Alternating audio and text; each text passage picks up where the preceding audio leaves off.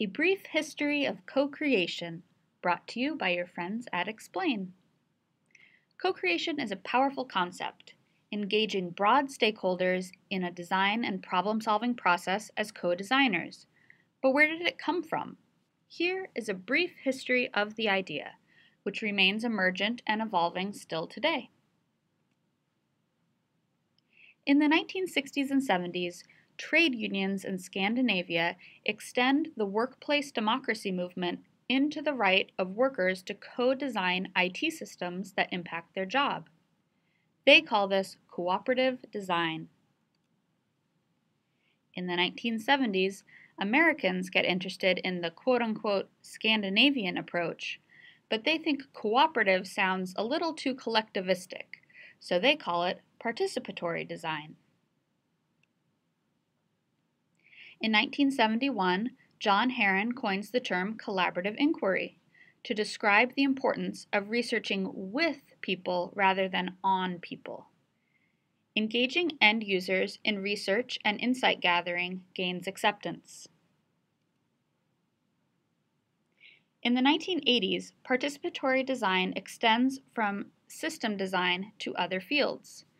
Urban planners are early adopters, calling it collaborative placemaking or collaborative planning.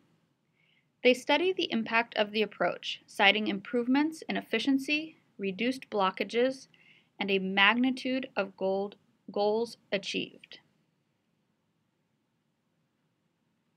In 1988, Don Norman coins the term user-centered design in his influential book, Design of Everyday Things.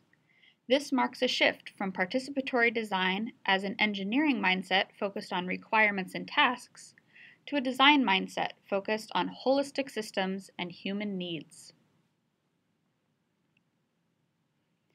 In the 1990s, user-centered design evolves toward human-centered design and design thinking more broadly. Participatory design remains a more specific, focused strain within these movements. Since 1990, there has been a biannual participatory design conference. In 1993, Larry Susskind founds the Consensus Building Institute, launching a generation of professional negotiators steeped in the theory of collaborative dispute resolution that features co-creative activities such as joint fact-finding.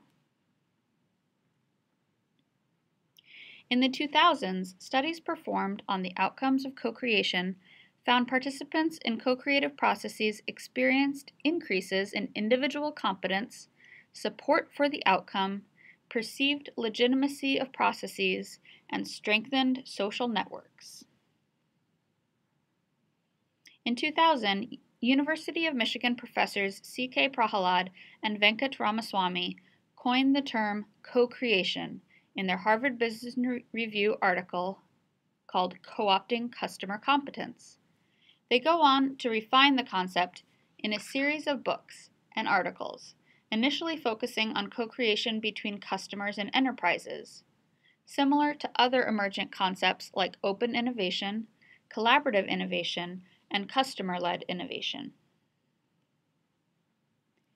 In 2006, Jeff Howe at Wired Magazine coins the term crowdsourcing, continuing the interest in breaking down barriers between consumers and enterprises in the interest of co-creation. In 2010, an international standard in Ramaswamy's 2010 book, The Power of Co-Creation, he devotes a major section to co-creation among stakeholders within an organization, expanding the term beyond mere customer enterprise value creation. Also in 2010, an international standard on human-centered design is ratified.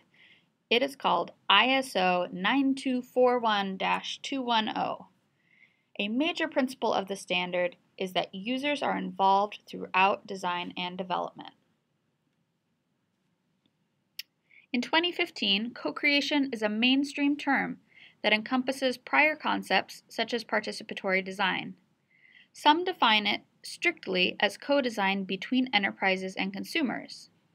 Others, like XPLANE, Apply co-creation to the inside of organizations, including the collaborative design of strategy, processes, and culture. So what's next for co-creation? Just as design thinking has managed to expand the application of design principles from typical design challenges like product design and interactive design to problem solving in general, co-creation is a rapidly expanding concept that will no longer refer just to enterprise consumer co-design, but to the co-design of process of any group of stakeholders. As all these terms converge, one distinction remains relevant. Methods like design thinking, human-centered design, and agile help us label how we answer the question, how do we approach design?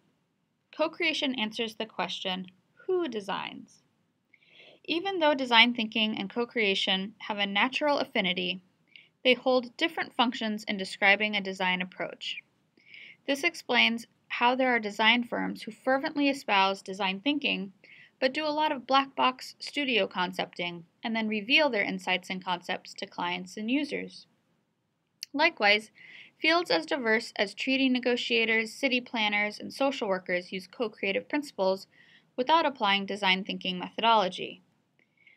Maintaining co-creation as a powerful and distinct idea holds us to the standard of always asking ourselves, who is the designer? And challenging us to broaden our expectations of who should be empowered to design.